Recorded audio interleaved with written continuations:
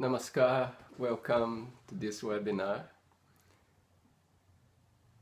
This is the second part of our Tantra webinar.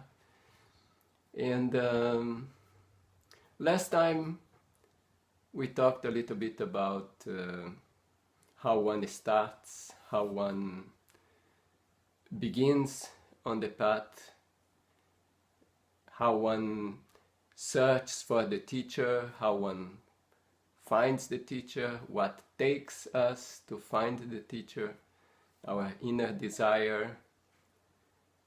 And this time we'll go a little bit more into the philosophy.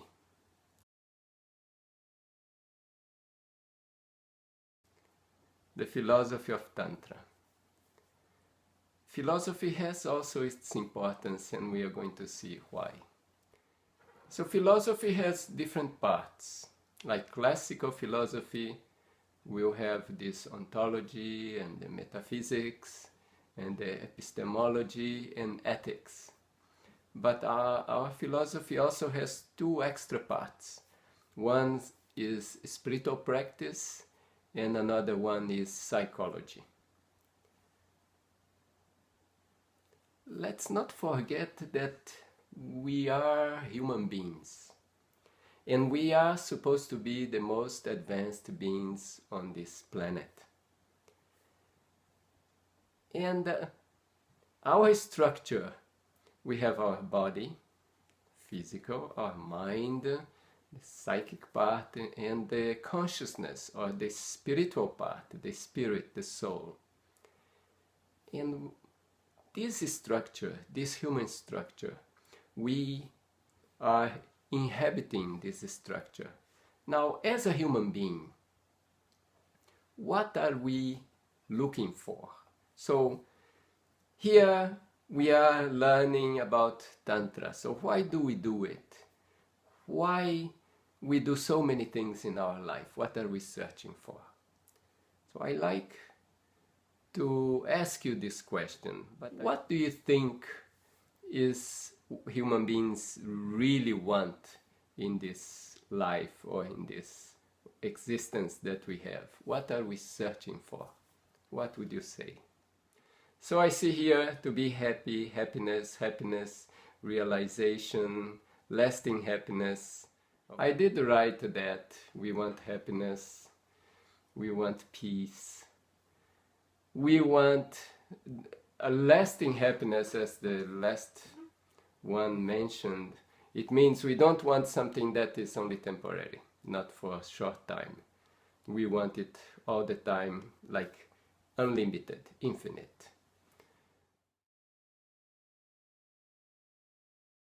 Going to the philosophy, the ontology part of the philosophy, our view is that everything is one.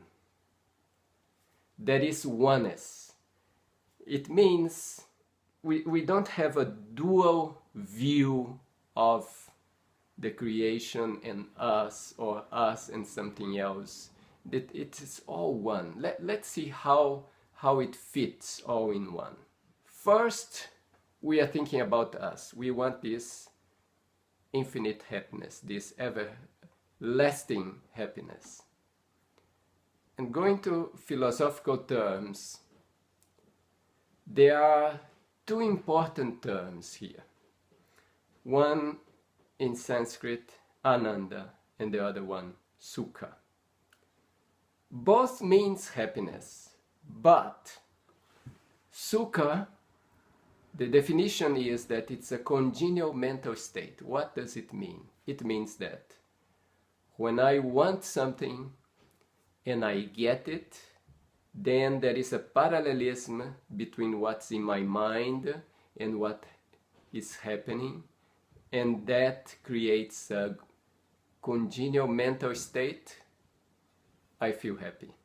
If I don't get what I want, then I feel unhappy. So there is this flow, happy, unhappy, happy, unhappy. That will always be there. We may be doing meditation, we may be doing all the relaxations and everything, but in our life there will always be these moments that we feel a congenial mental feeling and other moments that we do not feel it, according to the different things that happen in our life or the different thoughts that come into our mind. Now the state of Ananda, which is that happiness that remains, it's not related to this getting something or not getting. It is an inner state, a very deep state within, where mind just fills up with bliss. It's like it overflows with bliss. So this sentiment just inundates the mind. So that is what we are looking for. So we are looking for some source that will give us that feeling. So this Ananda, this bliss, it is actually beyond the scope of mind. In the mind we will feel a congenial mental feeling, so we feel sukha and we feel dukkha, the opposite of sukha. Sukha, dukkha. But bliss is something that goes beyond the scope of mind. So mind has to leap to a different kind of dimension in order to get this bliss. So it is something related to the unlimited, to the infinite. So it's related to the macrocosm. Let's say that we are the microcosm, the small, and then there is the macrocosm. So this macrocosm is related with something infinite. So this bliss can only come from the infinite. So this bliss can only come from the macrocosm. Now, in philosophy, the name given to this quality of happiness is Brahma. So this ultimate happiness, that is Brahma. Then Anandam Brahma. It means Ananda and Brahma are the same. So we want this infinite happiness, we want this Ananda, it means we want Brahma. So in the end, we want that macrocosm, that infinite entity. So they both coincide. Ananda and Brahma is the same thing. So we want this infinite happiness. That is Brahma. The word Brahma means one who is great, Brahma, great, and also makes others great. What does it mean? That when you come in contact with this Brahma, with this greatness, we also become great. We also attain that greatness. To understand the philosophy, this same Brahma, which is one, which is also what we want, we give it different names so that we can understand its function, the way it is functioning. But it is just one. So, and this Brahma has two parts according to the philosophy. One part is pure consciousness, and that we call Purusha. It is also called cognitive principle. And then there is another part, Prakriti, or operative principle. So one principle is like consciousness, the other one is energy. So these two together are two parts of Brahma. But still this Brahma is one, but has the consciousness, and there is the operative principle which is the force or the energy. If Brahma was only consciousness, okay, suppose it's only consciousness, infinite, no expression, then nothing would exist. There would be nothing. If it was only cognition, only consciousness, there would be no universe. But we are here, the universe is here, so there must be something that makes this some change in this consciousness so that we exist, the universe exists. So that's something that is like an energy. So there is this infinite consciousness, and there is this other principle, Prakriti, that binds the consciousness. So it's the principle of Brahma, but it's the operative principle which changes this consciousness. Then Brahma, that same Brahma, can be, let's say, affected by this operative principle or not. Like, imagine a big ocean, and in this big ocean there is an iceberg. Okay, so it means that that water in a certain part came under the influence of, let's say, temperature and pressure and became ice. It's the same water. The water just nearby is also under the, let's say, temperature there is the same, so there is also that pressure of temperature, but it cannot affect it, so it's unaffected. But that part that became ice, that part is affected. So that is what we call Saguna Brahma. It means Brahma under the influence of Prakriti. And the other part, all the other water which is not coming under the influence of Prakriti, that is the Nirguna. Like Nirguna, it means without guna or not affected by guna. Saguna means with guna, affected by guna. So in Saguna Brahma there is expression. In Nirguna, no expression. But it's the same Brahma.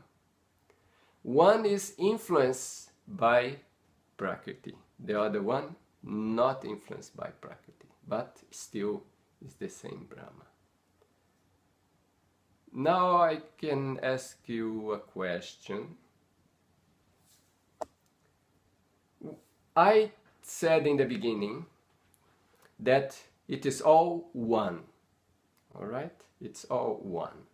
And at the same time I'm saying that there is consciousness, means Purusha, and there is energy, Prakriti. So it is like two, right?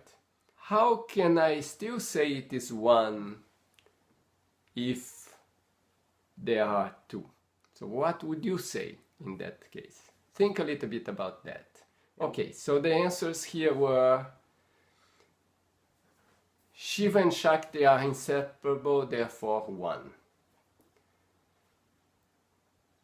And then, like in the philosophy, that they are like two sides of a piece of paper. And another one, because the source is the same, it's all the same. Okay, there is Purusha and Prakriti, or Shiva and Shakti, but in fact this Shakti is a principle of Brahma. It doesn't exist separated, and so Shiva and Shakti you cannot separate them. So it's like you cannot make two. In the example of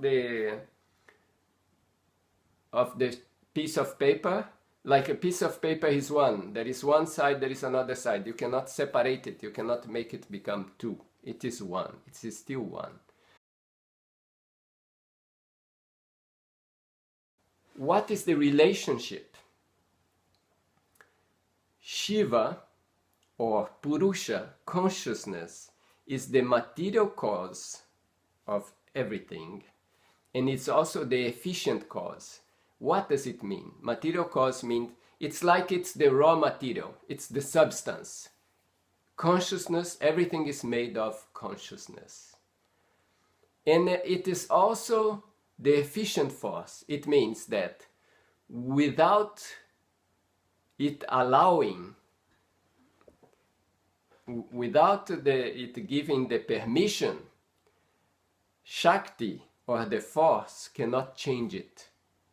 So besides being the raw material, it is also the efficient cause. Now it gives the permission, then Shakti can operate, then Shakti can change it. So Shakti, or Prakriti, is the efficient cause. So now we have consciousness. In the field, I just said in the beginning, everything is one. So everything is consciousness. Everything is consciousness. Now this consciousness gets modified.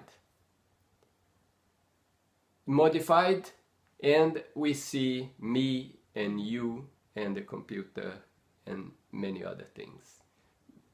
We are all just consciousness modified by Prakriti, by the operative principle, by Shakti. So Shakti creates all these forms and shapes and colors, but everything is just a modified consciousness.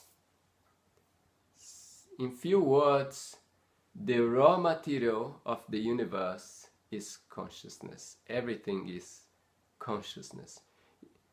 We just have to tune our mind to that consciousness, because if our mind is tuned to the changes created by Prakriti, then we see that. Then we see so many forms and we feel that we are separated from everything. But in fact, everything is one and everything is consciousness. So now the whole practice, we are doing the practice just to realize that everything is consciousness. Let's think about that Brahma, how it relates to the universe, how it relates to things.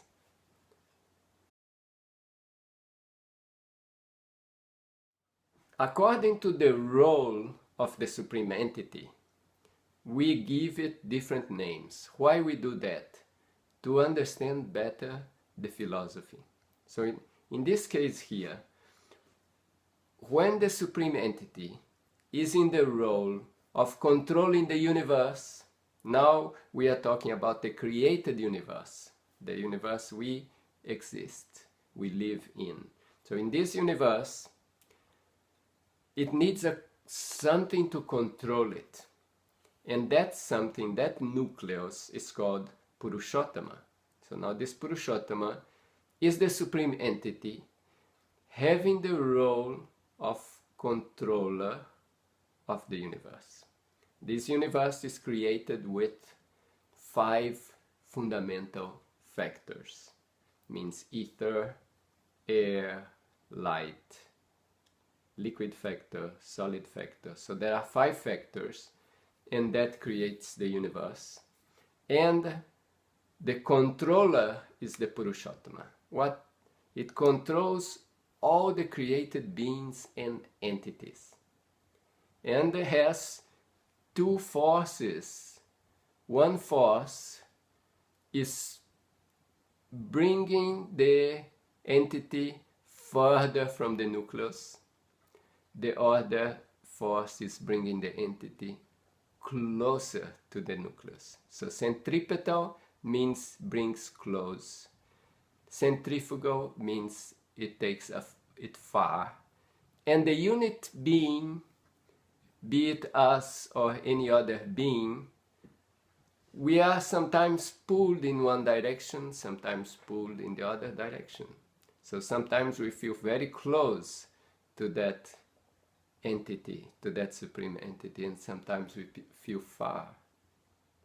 If we feel close, it means the radius, means the distance is small.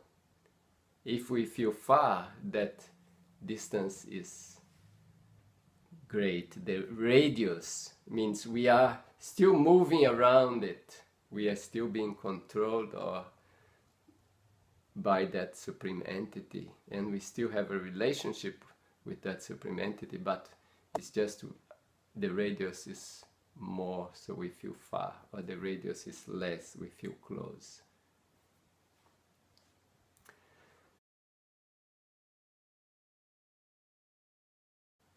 Now comes an important point. We have seen that we want infinite happiness, we want Ananda. Then we saw that Ananda is Brahma. Then we saw that Brahma, there is Saguna Brahma, there is Nirguna Brahma. Nirguna is expressionless. Saguna is with expression. And now we are moving towards Brahma. Okay? So now, if we are moving towards Brahma, to reach to Brahma, we need some assistance, some help. How can we reach close to Brahma? Who knows how to reach Brahma? Means who can bring us to Brahma? Which entity? That is the question. So which entity will bring us close to Brahma? I said that Purusha gives permission for Prakriti to act. So here it says, but when you say it gives permission to act, then it has a form like humans. Okay, now we are in a realm here a little bit beyond our mind. Purusha is the consciousness. Prakriti is the force. Then force is blind without consciousness. Okay, for example, imagine electricity. Electricity is a force, an energy. Electricity doesn't think. It is always doing the same thing. It means you put your hands in the two wires, you get a shock. You may be a very good person or you are a bad person. The electricity is not thinking about that. It's just doing its duty. So Prakriti is like that. Prakriti has this tendency that it wants to bind the consciousness. So it wants to give a shape to the consciousness. It wants to bring the consciousnness under its influence. It wants to do it all the time. It does. So why one part gets affected, another one doesn't? So it doesn't depend on Prakriti, because Prakriti, if it is for Prakriti, everything will be affected, because it's always wanting to bring the consciousness under its influence. So it's always trying to do it. So now it is up to the Purusha, or the consciousness, to allow it to happen or to not allow. So for example, in the Saguna state, it allows. In the Nirguna state, does not allow. So, but Prakriti is always wanting to do it, always wanting to bind it. Then comes another question here, also related to that. Does Prakriti keep creating new things, new lives, or it created the universe and then evolution takes over. Actually, it's things are always happening. Means it's not that it did the creation and now everything is going by evolution is happening. It's not like that, because if you see all the time more ethereal factor is being created, and that ethereal factor is being transformed into aerial factor, which is then transformed into luminous factor, then liquid factor, then solid factor. Again, solid factor will divide part of it. Okay, we are going to talk about this point now. Anyway, so the new more ethereal factor is being created and is going through the transformation, and then it's again new lives are being created, and so this is continuously happening. It's not that, okay, now the solid factor happened and then it creates the universe as we see, because there are the 5 elements, and then now the different beings in this universe are evolving towards realization. It's not like it already happened once, it's happening all the time. I'm going to bring this point again. So back to the question that was now, what is now the entity that takes us to realize Brahma? So here is one answer is here, the Guru. So Guru will realize through meditation. So which is the entity? Ourselves. Again, ourselves or the Guru. And now, is the entity an energy or a human? Okay, now here, human, the moment we just think of us as human beings, we are in bondage. So if somebody is in bondage, then we cannot liberate from bondage. So and the other answer here is Ishvara, and another one, Vivek or discrimination, and the next one, in Sanchara, if Sanchara is still happening or now is Pratisanchara. Okay, we are going to go to that point. Back to my question. We want to go to Brahma, so who will take us to Brahma? The thing is that the secret of Brahma is only known to Brahma. So if to take us to Brahma, only Brahma can take us to Brahma. All right? Now the Brahma will, Nirguna Brahma, let's say Nirguna Brahma, is expressionless, infinite, eternally blissful, no waves. So there is no connection between us and that Nirguna Brahma. So it's very difficult that Nirguna Brahma will give us some attention and think, let me liberate you. That will not happen.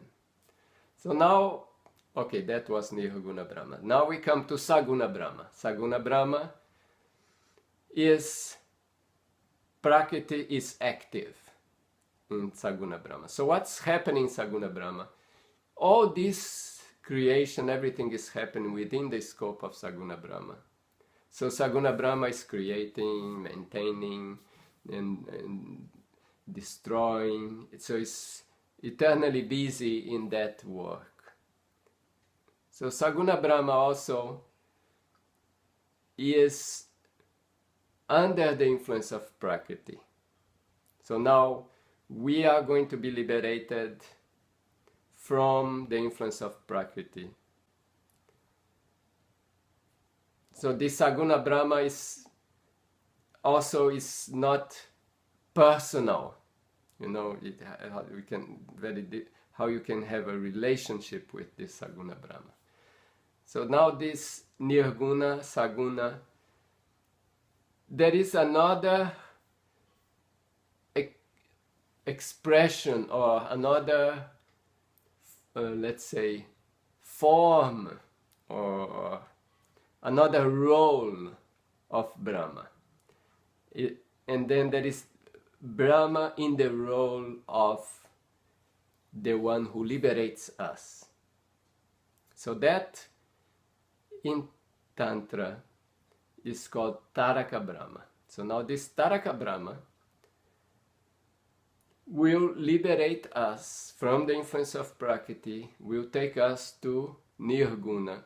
So Taraka Brahma must be able to bring from Saguna to Nirguna. So it is says that it's the link between the Saguna and the Nirguna is this Taraka Brahma. So it's this Taraka Brahma is Brahma, but with a special function. And what's the special function? It will liberate us, human beings. And so this, it's a very special, let's say, role of Taraka Brahma. We can say it's the Guru, because Guru liberates us from darkness. So now this Taraka Brahma is Guru. So Taraka Brahma, to come in contact with human beings, can come in contact with human beings in different ways. Okay? So let's say that we have our conscious mind, we have our subconscious mind, we have deeper layers of the mind, the unconscious mind. If I am let's say, a developed human being, so I can reach easily to the deeper layers of my mind. In those deeper layers, I can come in contact with Taraka Brahma. But let's say I'm not so developed. So maybe I can come in contact with Taraka Brahma, maybe in the subconscious mind, through dreams. But maybe even subconscious, it's difficult to grasp. So I will need to come in contact with Taraka Brahma with the conscious mind. So to come in contact with Taraka Brahma in the conscious mind, Taraka Brahma must use a form with the 5 fundamental factors. Because otherwise I cannot come in contact with that form of Taraka Brahma. So now Taraka Brahma can take a form. So what form will Taraka Brahma take? The best form to come in contact with human being. So that is also a human form. So now Taraka Brahma, taking a human form, that's the easiest way that a human being in the conscious state of mind can connect with Taraka Brahma. So now in that form, Taraka Brahma can teach, show human beings how to realize Brahma.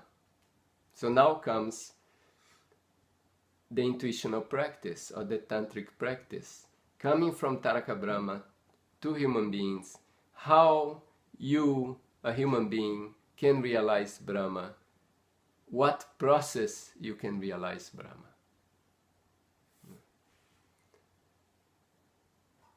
So that is the role of this Taraka Brahma. Okay,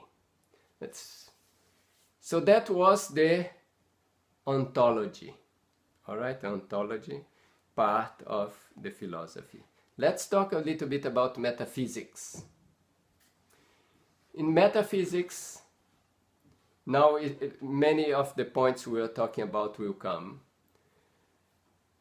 The cause of creation, okay, we saw Purusha, we saw Prakriti. Now Prakriti has three forces or three principles or three gunas, and they are the sentient, the mutative, and the static. Okay, and these three forces are in equilibrium. When they lose the equilibrium, it means one force starts dominating. That's when creation starts. So here, these sentient, mutative, and static forces are forming a triangle. There is perfect balance. The moment the balance is lost, one force starts dominating. In this case, the sentient force is the one that dominates. So now creation starts. So in creation starts here. So one force is dominating, sentient force, and as the sentient force comes out, it starts to crudify a little bit. Means it's changing. That change makes the consciousness become mind. How it happens? Imagine, for example, we are sleeping. Okay? We are sleeping very deeply. Just think, you are sleeping very deeply. So, in that deep sleep, you are not really conscious. But now you wake up. When you wake up, the first thing that happens is you become aware of you. So it's kind of I. And then you are really waking up, you start thinking that you have to do something. So now the idea of doing starts. And then you start doing it. Okay, so in the same way, that infinite consciousness, there was no wave in it. But now that balance is lost. So now Prakriti starts acting. So what is the first thing is that I am. So we say it's the one part of the mind is coming, I am. Then comes another part of the mind, I do. And then comes the part doing. Now, to do, you need something to work with. So what are these? The 5 fundamental factors. So then, the first factor, ether. Second factor, air. Then luminous. Then liquid. Solid. Now all the ingredients are there. And this solid has one characteristic. Solid is something that you can divide. Suppose you have a container with water. If you cut, all the water will continue together. But if that is ice, you can cut the ice and it will be separate pieces. So that's what happens. When the solid comes, what was one now can become many. So there comes units. So these different units may be undeveloped units and more developed units come into being. All right?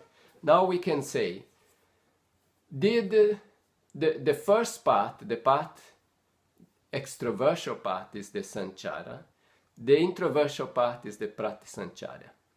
So is it that the sanchara already happened and now is pratisanchara?